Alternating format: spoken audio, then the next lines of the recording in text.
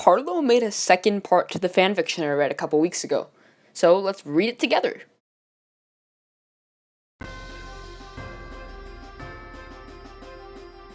Varlo and friends rushed Varlo to the hospital. If they were not quick, Varlo's heart would burst. They threw his body into a shopping cart, racing him to the medic. Ryan yelled.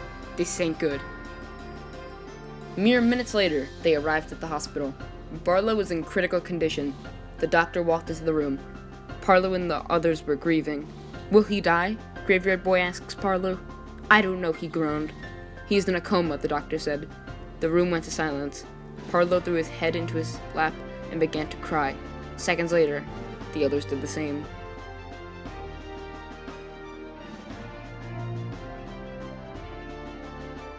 I forgot to mention, the doctor said. Varlo has 5 days left to live. A loud gasp filled the room. Varlo was going to die. Varlo stomped his foot on the floor. This isn't fair, he bellowed.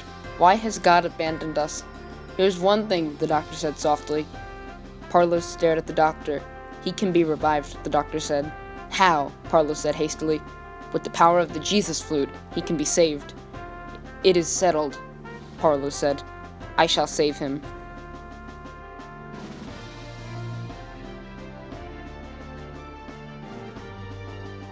Varlo and Graveyard Boy put on their backpacks. Varlo kissed Ryan on the forehead. Farewell, Ryan, Varlo said. Take care of Varlo, Ryan nodded.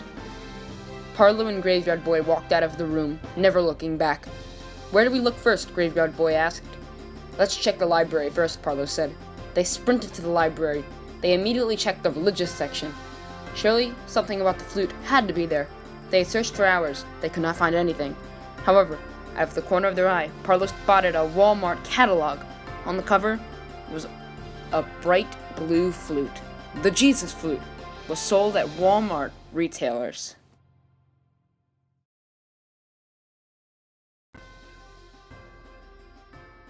Varlo and Graveyard Boy ran to the nearest computer, quickly booting up Walmart.com. The item was unavailable online. Graveyard Boy cursed under his breath. Varlo did see that the Jesus flute could be picked up at the nearest Walmart. Then Varlo realized that the closest Walmart was in the city. The boys knew what they had to do to save Varlo. The adventure begins.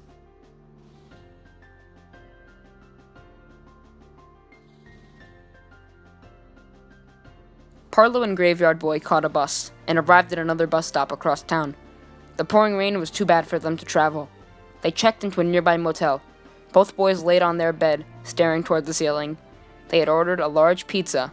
Whilst waiting for it, Varlo began to talk to Graveyard Boy.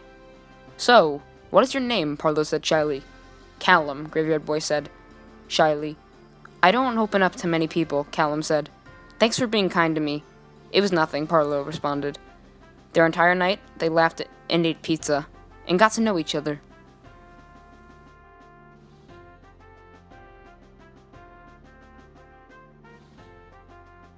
"4 days remained. Callum and Varlo continued their journey to get the Jesus flute. They were jaywalking in the middle of the street. Suddenly, rain started to pour down. Lightning struck the ground. Everything went white for a brief second. When all turned to normal, a figure dressed in all black appeared before Varlo and Callum. It was too dark to make out the figure's face. Who are you? Varlo yelled, while holding out the master sword. The silhouette stepped forward, revealing their face. I am your worst nightmare, the figure said. It was the French teacher. Callum charged in anger. I will not let you stand in our way, he screamed. Varlo chased after him. You're not going to kill Callum, he bellowed. I will make sure she dies, Callum yelled. The teacher giggled insanely, while Callum gritted his teeth. You will not thwart me again, the teacher said. Varlo quickly sprinted to the teacher, slashing his sword through her. I am not done, the teacher's voice echoed. Her body evaporated into black particles. The clouds separated and the rain stopped. The cars began to move once again. It was as if time had been frozen.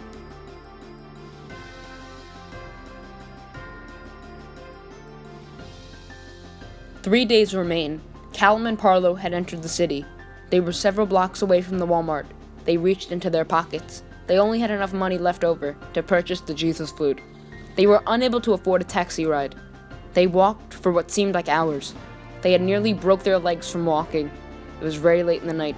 Both boys had collapsed onto a bus bench.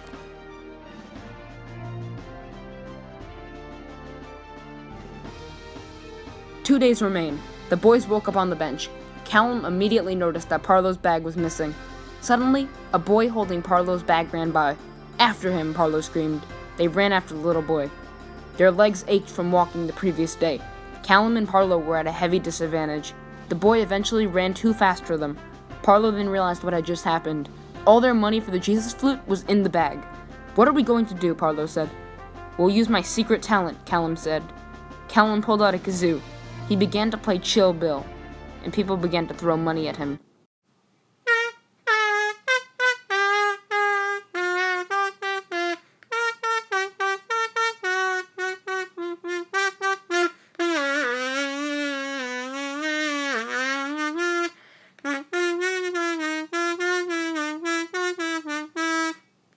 They were able to make back all of the money that they lost.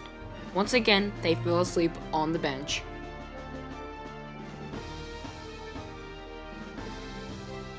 Less than a day remains. The boys woke up very late into the day. They overslept too much. Varlo had only a few hours left before he died. They ran to Walmart quickly.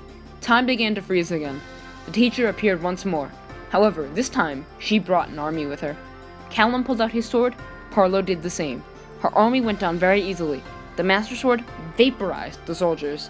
Once the soldiers were gone, the teacher brought out her head soldier, and then teleported away. "Going to get the Jesus flute?" the man said. "I can't let that stand." Callum charged the man in anger. "Why are you mad, my brother?" the man said. Parlo realized what was going on. This was Callum's brother. Callum had told Parlo about his brother. Callum's brother sold him into the teacher's slavery. This was the fear that Callum carried. "You have to make it, Parlo," Callum yelled, while clashing his sword with his brothers. "You need to make it to Walmart." "It can't end like this," Parlo yelled. "I'm not leaving."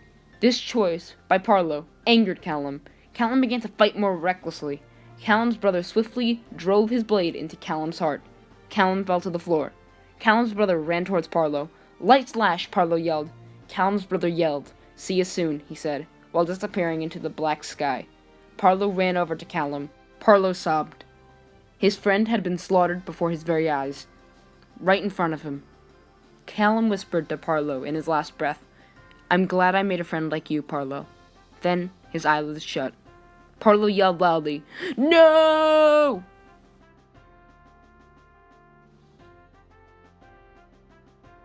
Two hours remain. Parlo ran into Walmart. He had finally found the Jesus flute. He brought it to the register and paid for it. He ran outside and tried to flag down a cab. However, there were no cabs to be found. Parlo accepted that he would not be able to save Varlo. Suddenly, an owl fluttered down towards Parlo.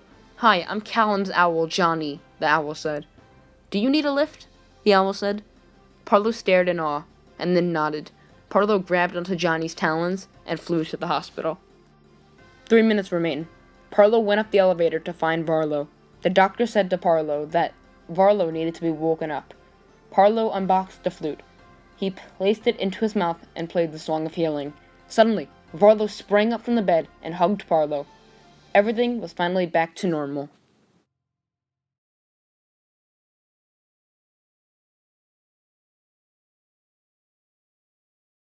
The gang decided to have a funeral for Callum.